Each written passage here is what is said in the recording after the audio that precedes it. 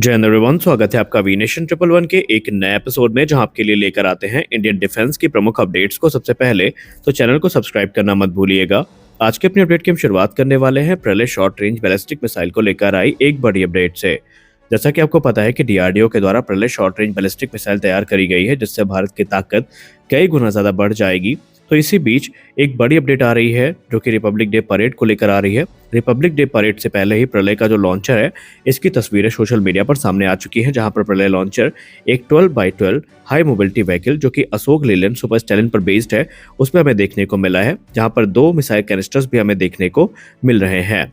DRDO इस समय इन पर काम कर रहा है और आने वाले भविष्य में बड़ी संख्या में ये जो मिसाइल्स हैं, ये हमें सर्विस में देखने को मिलने वाली हैं।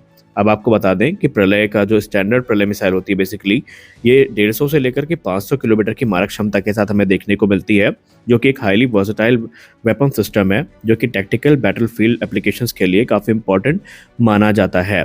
लेकिन इसके अलावा भारत इसको खुद तो यूज़ करेगा ही करेगा, और इसको एक्सपोर्ट करने की तैयारी भी चल रही है, जहां पर इसका एक एक्सपोर्ट वेरिएंट जो कि 290 किलोमीटर की मारक क्षमता के साथ देखने को मिलेगा, वो भी हमें यहाँ पर आने वाले भविष्य में देखने को मिलने वाला है। तो प्रलय मिसाइल बेसिकली इस समय भारत की तो पसंद बनी ही हुई है। इसके अलावा जो आर्मेनिया जैसे देश हैं, वो इसको खरीदने के लिए इच्छुक भी हो चुके हैं।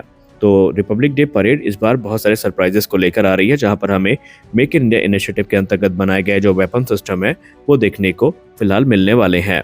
प्रलय मिसाइल के डिप्लॉयमेंट की जहां तक बात रही, तो फिलहाल इसे जो नॉर्दर्न बॉर्डर्स पर थ्रेट्स हैं, उनको काउंटर करने के लिए पहले डिप्लॉय किया जाएगा।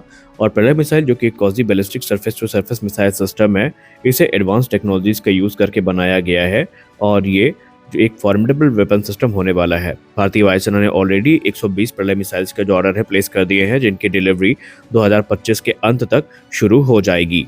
हमारी अगली बड़ी अपडेट आ रही है भारत के एक ऐसे प्रस्ताव के बारे में जो कि नेपाल को दिया जा रहा है, और ये प्रस्ताव है एडवांस AK-203 राइफल्स को लेकर के। जी हाँ, भारत अपनी जो सैन्य ताकत है उसको खुद तो AK-203 राइफल्स की सहायता से मजबूत कर रहा है, और हमारे जो जवान हैं उनको एडवांस राइफल्स मिल रही हैं। लेकिन इसी बीच भारत ने नेपाल को एक प्रपोजल भेजा है, जहां पर वो एज एन अपग्रेड जो AK-203 राइफल है वो नेपाल को ऑफर कर रहे हैं। आपको बता दें कि जिस प्रकार भारत की आर्म फोर्सेस के द्वारा इंसास राइफल ऑपरेट की जाती है, उसी प्रकार से नेपालीज आर्मी के लिए भी भारत की तरफ से 2001 में जो इंसास राइफल है वो सप्लाई करी गई थी, और 2001 से लेकर अभी तक तकरीबन 26,000 से ज़्यादा जो इंसास राइफल हैं, ये नेपालीज आर्मी को सप्लाई की जा चुकी हैं भारत की तरफ से।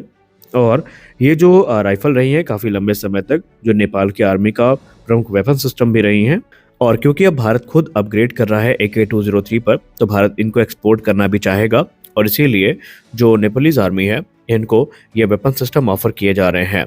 अब अगर हम इंसास राइफल की बात करें, तो नेपाल इनका सेकंड लार्जेस्ट ऑपरेटर है इंसास का, लेकिन जुलाई 2020 में नेपाली आर्मी ने तकरीबन 600 इंसास राइफल्स को नेपाली पुलिस को ट्रांसफ़र किया था, और अब वो नए इक्विपमेंट की तलाश में है। और यही कारण है कि भारत के तरफ से जो AK-203 राइफल्स का प्रस्ताव है वो दिया जा रहा है, क्योंकि ये राइफल लोकली भारत में मैन्युफैक्चर की जा रही हैं, और मेक इन इंडिया इनिशिएटिव के अंतर्गत भारत को पूरा भरोसा है कि जो भी रिक्वायरमेंट होगी वो कम से कम समय में पूरी करी जा सकेगी, और नेपाल भी इसको लेकर काफ़ी इंटरेस्टेड नज़र आ रहा है।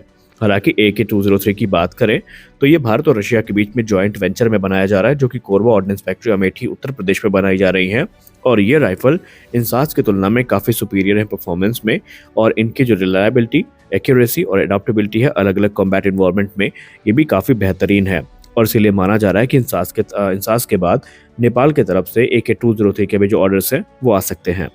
जब बात ट्विन इंजन डिग बेस्ड फाइटर की होती है, तो एक प्रश्न काफ़ी ज़्यादा पूछा जाता है कि क्या ये aircraft general electric F414 engine से पावर्ड होगा, जो कि 98 न्यूटन थ्रस्ट के साथ देखने को मिलते हैं, या फिर ये AMCA इंजन जो कि 110 न्यूटन थ्रस्ट वाला है उसके साथ पावर्ड होगा। और इसको लेकर बहुत सारी डिबेट्स भी आपको सुनने को मिली होंगी, लेकिन फाइनली एरोनॉटिकल डेवलपमेंट एजेंसी ने कंफर्म कर दिया है कि जो इनिशियल वेरिएंट है ये आपको F414 इंजन के साथ ही देखने को मिलेगा, जो कि तेजस मार्क 2 प्रोग्राम का हिस्सा होने वाला है, जिसकी डील इसी वर्ष फाइनलाइज हो जानी है।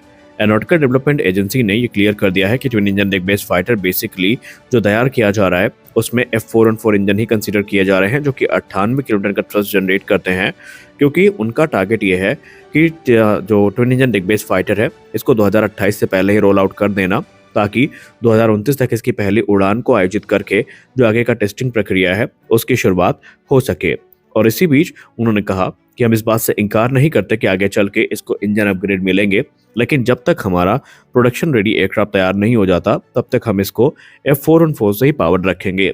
हालांकि एरोनॉटिकल डेवलपमेंट एजेंसी के अधिकारियों ने यह भी कहा कि हमारे पास अपॉर्चुनिटी होगी कि आगे चल के हम ज़्यादा पावरफुल इंजन को यहाँ पर ट्रांजिशन के थ्रू यूज़ कर पाएंगे, जहाँ पर हम F414 को फिर इंडिजिनस इंजन से रिप्लेस कर देंगे। लेकिन हम इंडिजिनस इंजन के विकसित होने तक 10VF के डेवलपमेंट को नहीं रोक सकते। यानी कि कहने का सीधा मतलब ये है कि ये एक चरणबद्ध प्रक्रिया होगी। अलग अलग फेजेस में जो एयरक्राफ्ट तैयार किए जाने हैं उनमें आगे चल के स्वदेशी इंजन हमें देखने को मिल जाएगा।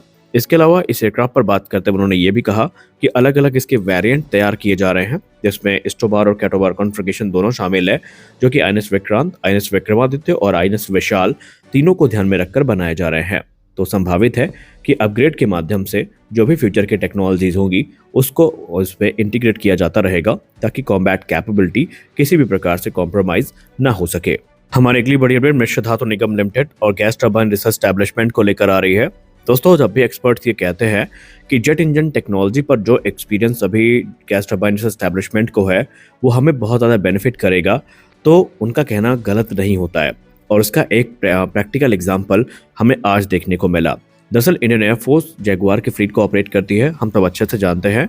और भारतीय वायुसेना वो अंतिम एयरफोर्सेज में से एक है जो जैगुआर को अभी भी ऑपरेट कर रही हैं, जो कि एक वर्सेटाइल ग्राउंड अटैक और रिकॉनेसेंस एयरक्राफ्ट हैं, जो कि भारत के डिफेंस स्ट्रेटजी का एक महत्वपूर्ण हिस्सा रहे हैं 1970 के दशक से ही। लेकिन अब आपको पता है, क्योंकि ये एयरक्राफ्ट लगभग सभी वायुसेना के द्वारा रिटायर किए जा चुके हैं, तो इनके पार्ट्स और कंपोनेंट्स की जो मैन्युफैक्चरिंग है वो बंद हो चुकी है। और इनमें यूज़ किए जाने वाले एडोर्ब मार्क 102 टर्बोफैन इंजन जो हैं ये काफ़ी ज़्यादा प्रमुख हैं। और क्योंकि अब इनके पार्ट्स की मैन्युफैक्चरिंग बंद हो गई है तो इनका रख रखाव काफ़ी मुश्किल हो रहा था। और इनमें से अगर इंजन की हम बात करें तो प्रत्येक इंजन 22.75 किलोमीटर का ड्राई थ्रस्ट जनरेट करता है। अब क्योंकि जो ग्लोबल स्पेयर पार्ट्स का प्रोडक्शन है ये सीज हो चुका है, यानी बंद हो चुका है, तो इनको मेंटेन करने की जिम्मेदारी मिश्र धातु निगम लिमिटेड और गैस टरबाइन रिसर्च एस्टैब्लिशमेंट ने अपने कंधों पर उठा रखी है। मिधानी ने कंफर्म कर दिया है कि वो जो एडवांस पार्ट्स और कंपोनेंट्स हैं इनका निर्माण कर रहे हैं। और स्पेशली उन्होंने मेंशन किया है कि उनके द्वारा तकरीबन 200 high pressure compressor disk forging जो है वो HAL को सप्लाई की जा चुकी हैं। ये कंपोनेंट काफ़ी महत्वपूर्ण होते हैं जो कि इंजन की परफॉर्मेंस को सुनिश्चित करते हैं, क्योंकि अगर हम बात करें मिश्र धातु निगम लिमिटेड की तो पहले भी इस प्रकार के इंजन प्रोग्राम में अपनी सहभागिता को सुनिश्चित कर चुके हैं। और इसमें जो डिफेंस मेटलर्जिकल रिसर्च लैबोरेटरी है वो भी प्रॉपर सहयोग यहाँ पर कर रही है, जो कि एडवांस आइसोथर्मल फोर्जिंग टेक्नोलॉजी जो है उसको यूटिलाइज कर रहे हैं। और इसके चलते जो पार्ट्स हैं उनका निर्माण किया जा रहा है। वहीं गैस टरबाइन एस्टैब्लिशमेंट एक महत्वपूर्ण भूमिका को लेकर आगे बढ़ रही है, जहां पर वो अपनी एक्सपर्टीज का इस्तेमाल इन इंजन्स को मेंटेन करने में और जो पार्ट्स जिनका प्रोडक्शन अब बंद हो चुका है उनको रिवर्स इंजीनियर करने में, रीडिज़ाइन करने में और टेस्टिंग करने में अपनी जो एक्सपर्टीज़ है उसको साझा कर रही हैं, जिसके चलते चीज़ें आसान होती जा रही हैं। और यही कारण है कि GTRE और मिधानी ने मिल करके जो जैगुआर की फ्लीट है उसको एक नया जीवन देने का काम किया है। तो आज के इस वीडियो में बस इतना ही। मिलते हैं अगले वीडियो में कुछ और अपडेट्स के साथ। तब तक के लिए जय हिंद।